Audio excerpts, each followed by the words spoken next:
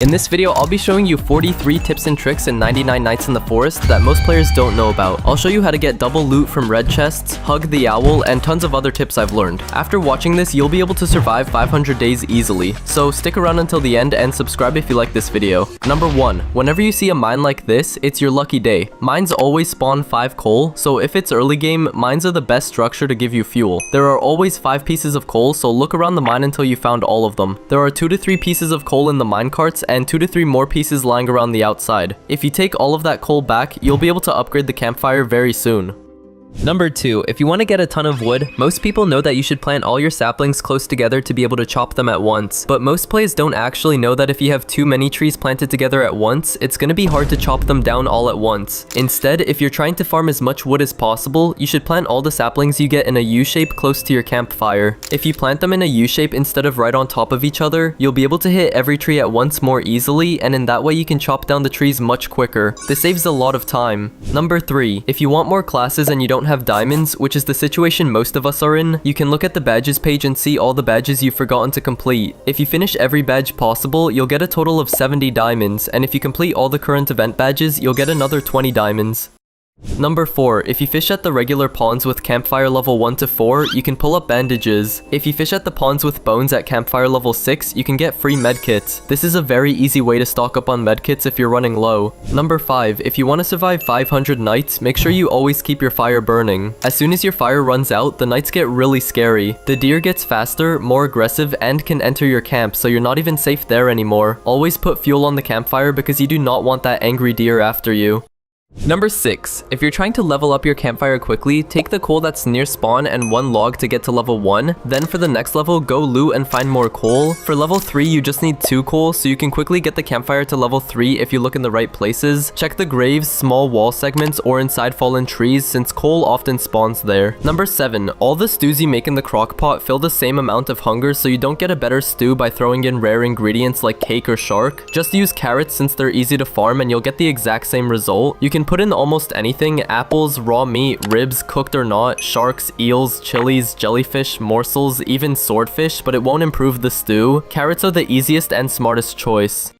Number 8. If the fire goes out or if the deer is chasing you, you can hide in the watchtower until it's safe. The watchtowers are the same ones where you can get a flashlight or a chest. Just be careful not to fall while climbing because the deer will wait for you at the bottom all night. Staying up there will keep you safe until daytime. Number 10. To get from no campfire to campfire level 6, the max level, you need either 350 logs, 170 coal, 35 fuel canisters, or 8 oil barrels. Using oil barrels or fuel canisters is way easier than collecting that much coal or wood. You can also use biofuel, but you'll still need 80 biofuel to reach max level. The best way to do it is by building the oil drill. Number 13. If you're trying to rescue one of the kids and you've already cleared all the enemies outside, sometimes the key doesn't drop, but the developers actually planned for this. After you take out all the enemies near the kid's location, the door will open on its own after a little while if you haven't opened it yourself. Even if you lose the key, leave it on the ground, or it glitches, the door still opens after a couple of minutes and you can rescue the kid without a problem. Number 14. If you want to save space at your base, you should stack your farm plots. Farm plots don't need to be spread out. You can place them all on top of each other and easily harvest the crops whenever they grow, letting you get food quickly. Number 15. If you manage to kill an alpha wolf early game, take its pelt to the pelt trader. You can trade it for some of the best early game items. The smartest pick is the giant sack, which lets you carry 25 items at once and makes farming way easier. If you already have one, you can grab a strong flashlight instead. Both are great upgrades early in the game. Number 16. When you get an oil drill, you can place it facing toward the fire if you want automatic fuel, or facing the way if you want to stockpile barrels for later. If you don't want to worry about the campfire running out and just want to focus on other things, face the drill toward the fire so you get automatic fuel. If you want to optimize as much as possible and stay 100% safe in case of rain or a blizzard, face it away so you can stockpile fuel and use it only when you need it.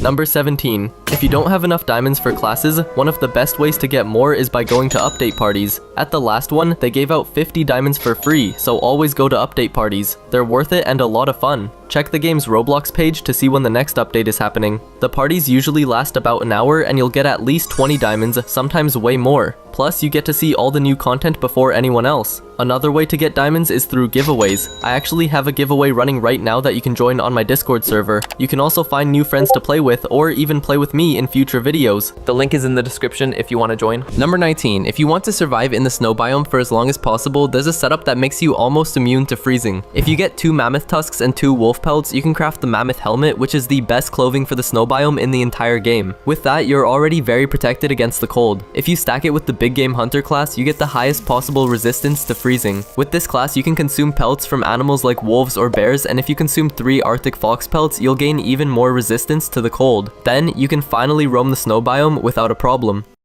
Number 20. You can actually stand right next to the deer without it attacking you as long as it's focused on another player. It just won't go after you. You can stand completely safe next to it, even take a funny selfie or jump on its back and ride it like a horse. This also happens during cultist raids. The deer will just stand by the campfire watching everything without doing anything, and if you run up to it, it runs away scared. It's funny and ironic since usually we're the ones scared of the deer. Number 21. If you want as much food as possible, the best setup is farm plots and a crock pot. If someone on your team has the chef class, you get access to a special crock pot called the chef station. It works just like a normal crock pot, but only the chef can use it. This saves a lot of time because the chef can focus on cooking while the rest of the team can loot, explore, or rescue children. Number 22. If you fish in the pond with bones, you can catch rare fish like the shark or the eel. There's also a chance to catch something even rarer, the old boot. It's super rare, but also the most useless item in the game. Here's a secret: if you take the old wet boot back to the campfire, you can dry it. Even then, it still doesn't do anything, but it's a fun flex since most players don't know you can dry it.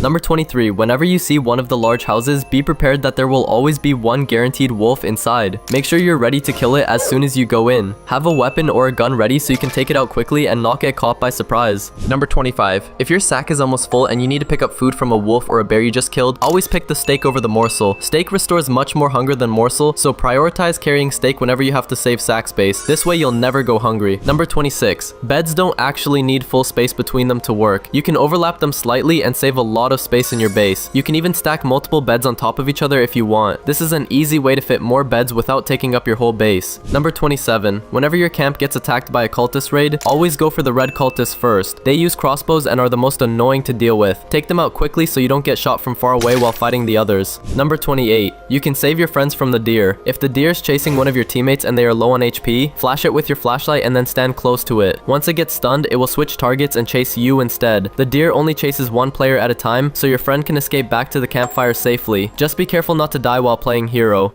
Number 29. If you find a wolf or cultist corpse, always throw them into the fire. They can be burned for fuel, and it also cleans up your base by removing the bodies. Keeping the camp clean makes surviving long runs much nicer. Number 30. Rain can get pretty annoying later in the game. If you want less rain and are just doing a casual run, try waiting to rescue children or craft beds. The weather gets harsher the higher your multiplier goes, so rescuing kids or making beds will make it rain and thunder more often. Number 31. If you are really low on health and want to heal, stand close to a campfire. Being near the fire heals you faster. You can also use this during cultist raids. If you fight near the campfire, you will heal while fighting. If you get Number 32. When you want to farm food early game, open a bunch of common chests until you get a spear. Then run around the campfire and take out every bunny you see. You can usually find 10 to 15 bunnies, which will give you a huge amount of early game food. You also have a chance to get a bunny foot, which you can trade with the pellet trader on day 2 for a good sack or a flashlight. If you're lucky, you might get 2 or 3 bunny feet. Give the extra ones to your teammates so everyone has good sacks by day 2. Your teammates will love it and they might give you something in return later. Even if they don't, it just feels nice to be a good teammate.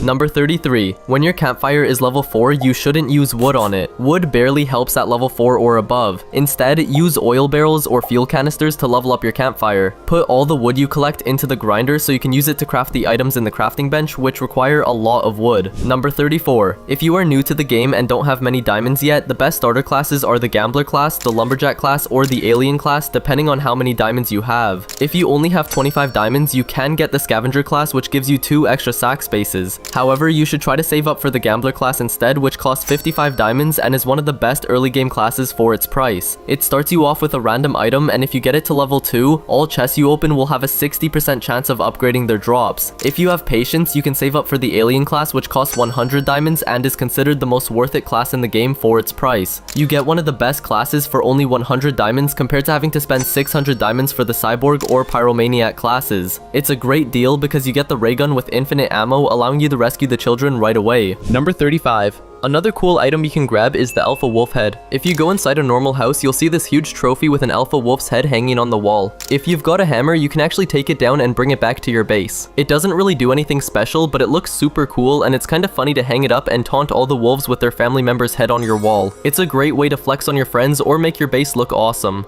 Number 36. If you want to protect your base, don't use shelves. Shelves are pretty useless now since the cultists can just jump over them if they really want, and crossbow cultists can easily shoot through them. So instead, try to always use log walls, or if you got a lot of saplings, make a saplings wall, since the cultists have no chance of getting through trees. Number 37. You can trap players in your base by placing 2 wood storages around them, creating a little prison. If you place them correctly, they'll be completely stuck, and if they don't have a hammer, which most players don't, they won't be able to get out until someone frees them. If one of your teammates goes AFK and you want to mess around a little, spend 10 scrap on 2 wood storages and trap them in. Just make sure you have a hammer so you can release them later. It's a really funny prank, but do it to someone who can take a joke so they don't get upset. Number 38. When you spawn into a game, always try to get a good sack early so you can carry more loot. Having one early is essential for clearing structures quickly. With a good sack, you can bring back way more items to the campfire in each trip, making it one of the most valuable items to get at the start. Number 39. If you use the blacksmith class and upgrade it to level 3, it becomes incredibly strong. You get a chance to earn extra scrap every time you use the grinder, you receive discounts on crafting, and the best part is you can craft higher tier items even before the workbench is upgraded. This lets you get strong gear much earlier than normal, which is a huge boost in the early game. Number 40. Most players don't know this, but if you collect flowers around the map, you can trade them with the fairy lady for seed boxes. If you collect 20 flowers, you can get a seed box that contains berries, flowers, or even chilies that boost your speed. The fairy lady only spawns during the day, and each time she spawns, she restocks her flowers so you can keep collecting more for a low price. Number 41. Red chests can give you some of the best items in the game like kunai, fast throwing knives, or the shotgun that can one-shot cultists. Only one player can open a red chest, and then it turns into a gold chest for everyone else. However, there's a trick to get 2 ruby chest drops from a ruby chest. If you and your teammate open it at the exact same time, you can both get the ruby chest drop. Number 42. If you want a hiding place in case the campfire goes out and the deer gets hungry, craft 2 wood rain storages and place them facing each other with a small gap between them. You can use shift lock to move in and out of the gap. If the campfire ever goes out, you can hide inside the rain storages and the deer won't be able to attack you. Just make sure you leave enough space to get back out or you'll need a hammer to free yourself. Number 43. If you want to share tips you found or be in a future video, join my Discord using the link in the description. And if you enjoyed this video, I made another one just like it that you'll probably enjoy. You can find it on my channel. See ya!